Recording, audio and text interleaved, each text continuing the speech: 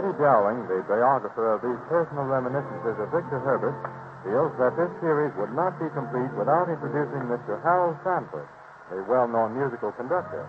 Mr. Sanford was intimately associated with Victor Herbert over a period of 18 years, having been his concert master and arranger for a great many of Mr. Herbert's most successful operettas.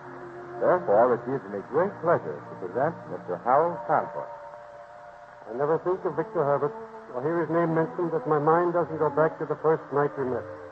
I was pretty young, very hungry, and terribly discouraged. I was a musician and had come to New York from Boston with nothing but my violin and a determination to make New York sit up and take notice. After 8 weeks, I found that while New York was sitting up, it certainly hadn't taken any notice. But my landlord had. One day he noticed that I hadn't paid my bill for 3 weeks. He put me out and kept all my belongings except my violin.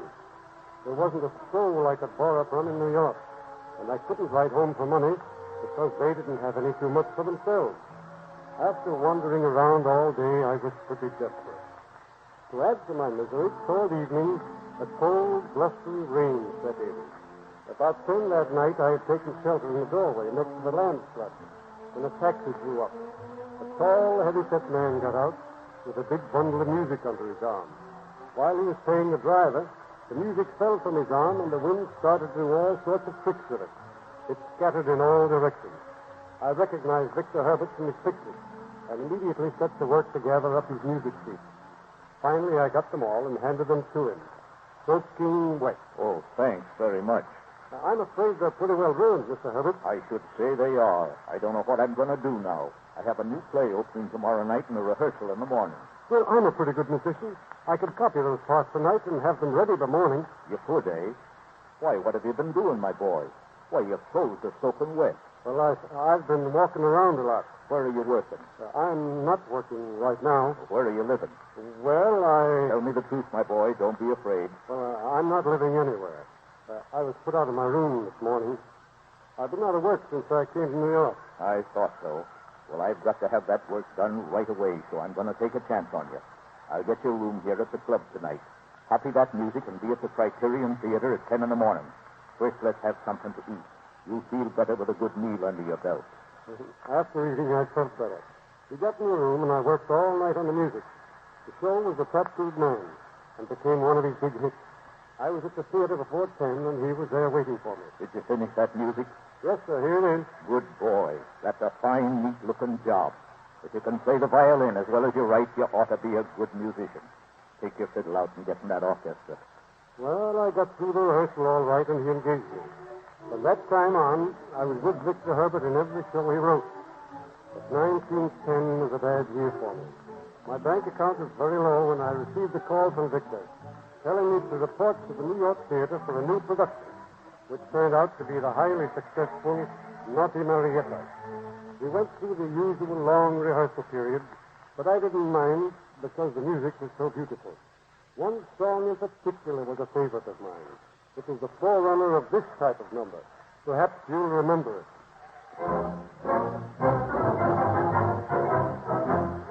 We come to the woods in the forest.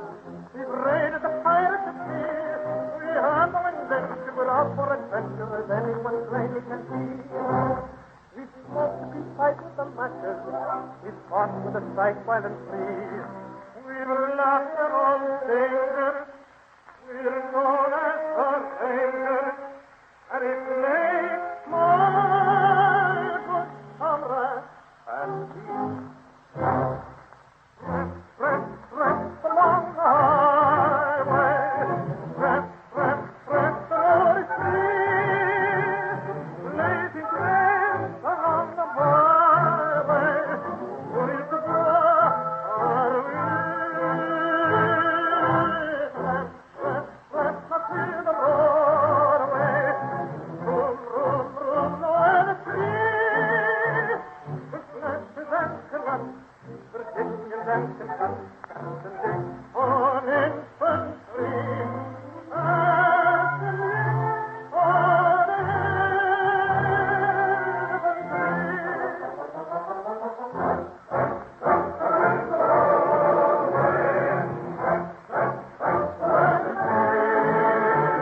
With flashes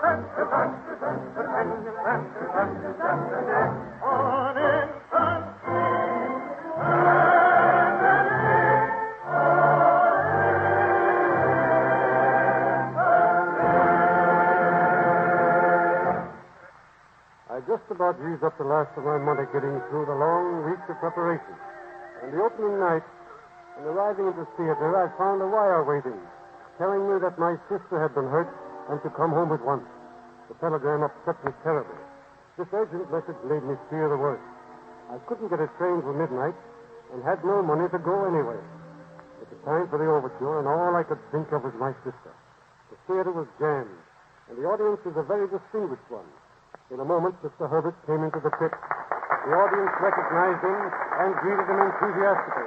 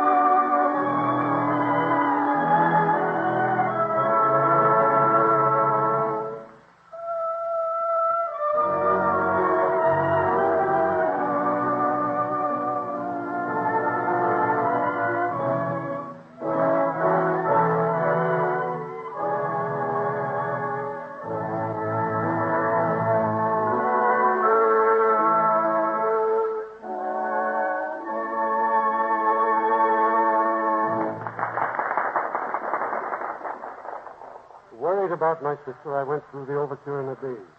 Soon Orville Harold was singing a song which is still famous.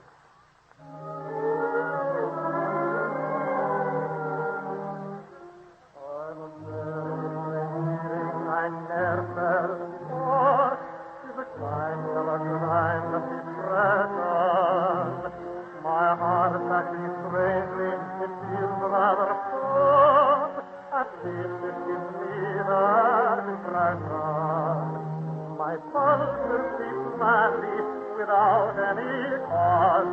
Believe me, I'm telling you truly. I'm gay without cause, and sad without cause. My spirits are truly unruly.